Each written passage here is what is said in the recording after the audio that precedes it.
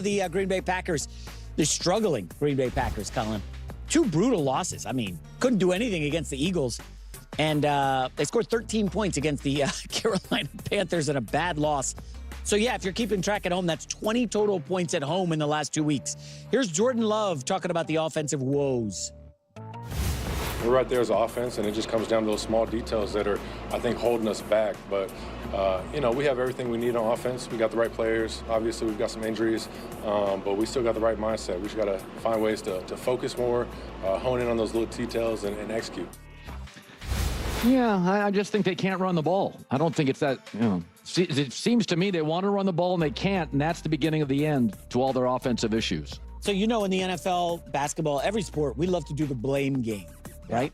Yeah. Let me see your pie chart of the blame game for the Green Bay Packers. I know Micah Parsons is angry at you, so choose your words carefully. But, what's the problem here? This was a team 2 weeks in that everybody thought they're going to the show. They can't run the ball. And so it's become a very Jordan Love-driven offense without Tucker Kraft, without Reed, with multiple injuries. So why can't they run the ball? Well, I think their offensive line has been disappointing. I think that interior line play has been bad. Banks, who they paid a fortune for from the Niners, has not been good at all. So they had a kind of a wonky, overpaid for an interior line position. It is not developed. The Bears went and bought Joe Thuney and Drew Dahlman and Jonah Jackson. Their interior O-line's been excellent. The Packers can't get the O-line right. So, when's the last time the Bears had the quarterback, the O-line, the pass pro, the run game better than Green Bay? So I think a lot of it is just O-line, lack of a run game, and injuries to Kraft and Reed, and it's a BB gun offense. Yeah, I'm going to be making another video about this, about Orlowski's take, because his whole thing is really that he wants Jordan Love just to be more aggressive and let it rip, which I find interesting. And I really want to have that deep dive discussion about that, of where Packers fans specifically think things are going right or wrong. But I do think what Collins is saying here is there's a lot of truth to it. But I also think that can be said about any team. You need to be able to run the ball. You need to be able to protect your quarterback. You need your pass catchers, your tight ends, receivers, whoever, to be healthy. And when you don't have that, there's going to be some struggles, absolutely. But I do think Matt LaFleur and Jordan Love are great enough that they should be able to find ways to score more points, especially against teams like the Carolina Panthers, for instance. And there are times that the plays are there that Jordan Love is just missing. But then there's also times that Matt LaFleur's play calling, you can just be like, this is obviously so predictable that the Eagles defense knows exactly what they're about to do here. But to also be fair to defend Matt LaFleur, he is very much a run-first coach. He wants to build his offense from the run game, and he's been struggling to do that. And I think that's disrupted Matt LaFleur's bit. And the real reality is that Matt LaFleur is still a young coach. He's still learning, growing, and evolving. Make no mistake about it. It took over a decade for Andy Reid to become the true great coach and the versatile coach that he became.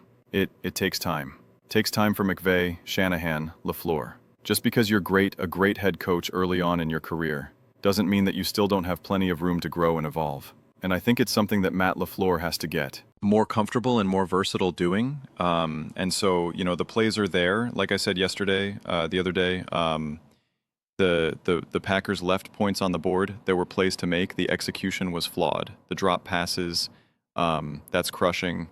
The misconnection with Josh Jacobs on the one kind of screenplay. That's how football works. You hit a couple of those, that's the difference between scoring 24 points and 7 points. It is that. That's the difference. It's just a couple plays. A couple plays in football are everything. The Eagles made their one great play, two great plays. The Saquon Barkley spin move and then the catch to Devontae, boom, and that's the game. That's the game. So that's the margin of error in the NFL right now. That's how much these defenses are dialed in and how perfect these offenses have to be. You got to execute. And so you can't just say, oh, well, what do you want Jordan Love to do?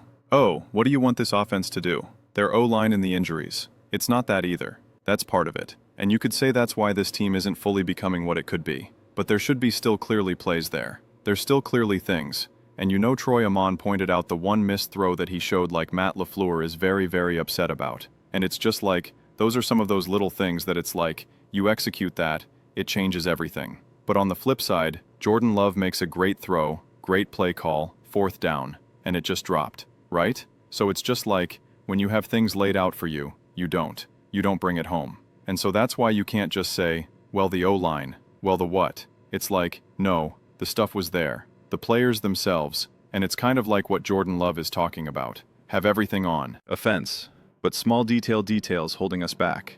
I think that's actually probably pretty valid. Now, could they reach their full potential without a craft and a better O-line? Probably not. Doesn't mean that they can't win. Doesn't mean that they can't win a Super Bowl, but like really unlock this team. But it's still there. It's still clearly there. But those are just my thoughts. I'd absolutely love to hear yours. Let me know your thoughts in the comments below. I read every single comment. It's whether you agree with me or disagree with me. Either way, it's getting some discussions. It's getting some fights. But ultimately, let's just have some fun. And please do consider subscribing. We are building an amazing community here, and absolutely love to see a part of it. I want to build something that we all generally feel connected to. Something that we're really excited to be part of. I think we're well on our way to doing it. Please don't forget to give this video a thumbs up, as it really does help with the visibility and the algorithm. Thank you so much. See you next time.